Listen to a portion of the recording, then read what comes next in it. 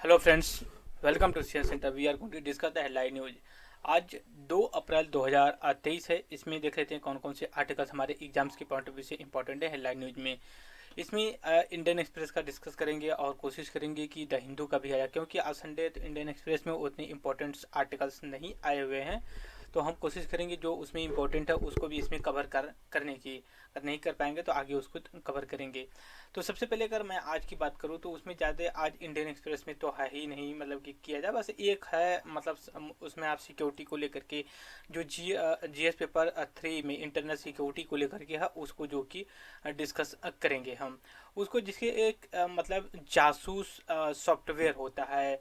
ठीक है, तो आप पिछले साल अगर सुने होंगे तो बहुत कंट्रोवर्सी में था कि ऐसा एक मतलब सॉफ्टवेयर था गवर्नमेंट ऑफ इंडिया ने जो कि यूज किया उनके लिए, जो पॉलिटिकल अपोजिशन पार्टी थी या फिर जो जर्नलिस्ट थी जज थे उनके फ़ोन की इंफॉर्मेशन कलेक्ट करने के लिए।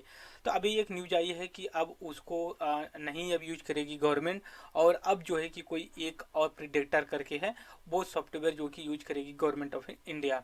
राइट, सो यही एक इम्पोर्टेंट है, और छोटे छोटे और कुछ आर्टिकल्स हैं तो हम उसको हेडलाइन न्यूज में देख लेते हैं। जैसे मान लीजिए कुछ वो होते हैं क्राफ्ट वगैरह होते हैं, जो उसको अगर कोई लेके जाता है किसी और कंट्री में और उसको चुरा करके, तो फिर उसको कोई कंट्री रिजेक्ट करते हैं, रिटर्न करते हैं कंट्री के लिए, तो उसको लेकर के फिर उसके बाद अगर द हिंदू में मैं बात करूँ, द हिंदू में बहुत अच्छे अच्छे 3-4 आर्टिकल आए हुए हैं जो हमारे एग्जाम्स के पॉइंट ऑफ व्यू से काफ़ी इंपॉर्टेंट है।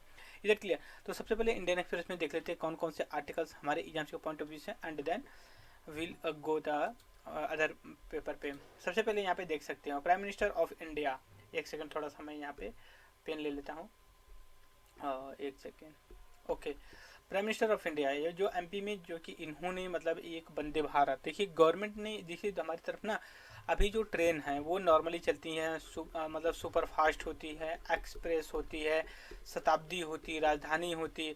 तो उन्हीं की स्पीड के और पैरेलल, मतलब और थोड़ा स्पीड, हाई स्पीड की जो कि वंदे भारत, वंदे मातरम, जो वंदे मतलब ये हैं, मतलब ट्रेन के नाम से चलाई जा रही हैं, वंदे के नाम से, जिसे यहाँ पे देखिए वंदे भारत एक्सप्रेस करके। ठीक है, तो इनका ये होता है ना कि जो हाई स्पीड पे, और इसकी जो मतलब हाई और टेक्नोलॉजी जैसे कि बुलेट ट्रेन के को लेकर के चल रही है, तो वो मतलब ये है कि हाई स्पीड पे चलाई जा रही है ट्रेन। फिर उसके बाद एक government welcome the meet offer a return and take work on the next step. देखिए ये जो होते हैं ना इस तरह के कुछ डेकोरेटिव गुड्स होते हैं जो टेंजिबल होते हैं, इनको क्या होता है कि कुछ लोग स्मगलिंग करके, जो कि जैसे मान लें कि इंडिया से ले जा करके वो जो है कि अमेरिका या फिर यूरोपियन यूनियन कंट्री में बेच देते हैं। तो जैसे वहाँ बेच देते तो वहाँ एक म्यूजियम वगैरह में रखी होती है, कुछ प्राइवेट लोग होते हैं जैसे मतलब वो डेकोरेटिव पीस के रूप में यूज करते हैं, तो वो रखे रहते हैं। अब यह है कि जो आइडेंटिफाई कर दी जा रहे हैं उनको जो कि रिटर्न कर रही है गवर्नमेंट। फिर इसके बाद यहाँ पे देखिए कि जो G20 है, इसका G20 का प्रेसिडेंटशिप जो है कि प्रेसिडेंटशिप इंडिया के पास है, इधर क्लियर। और जो कि इसकी मीटिंग चल रही है, और लास्ट में इसकी जो फाइनल मीटिंग होगी वो अक्टूबर 2023 में होगी। जो 2022 का था वो जो है कि इंडोनेशिया बाली में हुआ था, तो वहाँ से बाली डिक्लेरेशन आया हुआ है। फिर उसके बाद देखिए diplomatic language for the summit को लेकर के है, तो ये चल रही है। और इसका कोई जब तक फाइनल रिजल्ट नहीं आएगा तब तक हम जाते, बस इतना इंपॉर्टेंट हमारे लिए होना चाहिए कि हम उसका जो प्रेसिडेंटशिप है। यहाँ पे देख सकते हो आप, India goes shopping for a new spy war system that reveal Pegasus. अभी है क्या, देखिए ये पेगासू जो है, इसका मतलब ये होता है ना वाइट वाइट हार्स। ये क्या होता है, जैसे मान लीजिए कि ये सॉफ्टवेयर है यहाँ पे, ठीक है, एक नेटवर्क में डाल दिया जाता है और आइडेंटिफाई करके, ठीक है, आइडेंटिफाई करके, तो वो वहाँ पे जाता है। ये मोस्टली सिक्योरिटी मतलब जो होती है उसके पॉइंट ऑफ व्यू से मतलब कि यूज किया जाता है। सपोज करिए मिलिट्री है, जो आर्मी है या फिर आर्म फोर्स है, जो पैरामिलिट्री आर्म फोर्स है, वो यूज करती हैं, मतलब एक तरह से जासूस करने के लिए क्या हो रहा है। तो वो जो है कि एक सॉफ्टवेयर बोल सकते, या फिर बोल सकते हो इस तरह का मालवेयर, मालवेयर नहीं बोलोगे, सॉफ्टवेयर ही बोलोगे, अब वो एप्लीकेशन में हो जाता है। जिसको आप चाहेंगे उसको टारगेटेड जो है कि एरिया फिर टारगेटेड नंबर्स उसमें कर सकते। तो उसमें जब आया हुआ था न्यूज़ में, तो 2022 में बहुत जो कि न्यूज़ में था कि उसमें अपील भी की गई थी गवर्नमेंट जो कि अपोजिशन पार्टी की कुछ लीडर्स के जो है कि जैसे राहुल गांधी, उनके फ़ोन को टैप करना, उनकी इंफॉर्मेशन मतलब चुराना। फिर उसमें कुछ जो जर्नलिस्ट सीनियर थे उनको भी आया हुआ था। फिर अदर पॉलिटिकल लीडर की जो अपोजिशन पार्टी है उनका भी आया हुआ था, जजेस का भी आया हुआ था। तो हालांकि उस पर ज़्यादा कुछ हुआ नहीं, लेकिन अब गवर्नमेंट जो है ना, अब ये कह रही है कि हम इसको यूज ना करके अब दूसरा यूज करेंगे, जैसे प्रीडेटर जिसको बोलते हैं। ठीक है, ये प्रीडेटर ये ग्रीस बेस्ड जो एक कंपनी है वो कर रही है, जो स्पाई वार था।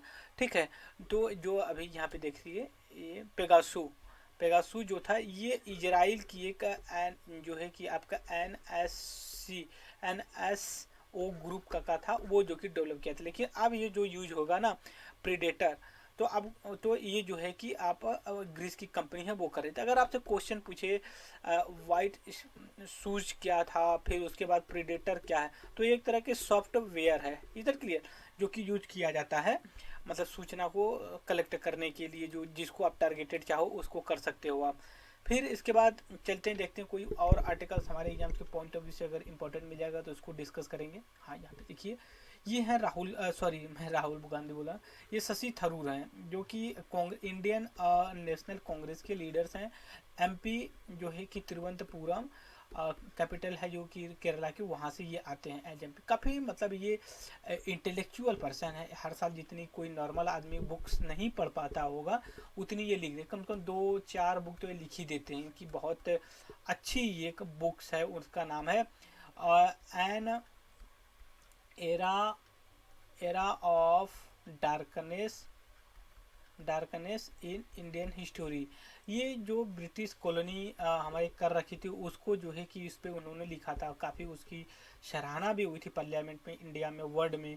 तो ये क्रॉनिक कैपिटल इशू को लेकर तो हमारे लिए इंपॉर्टेंट ये है नहीं है कि ये इसमें क्या क्या बोल रहे हैं, ठीक है, वो नहीं।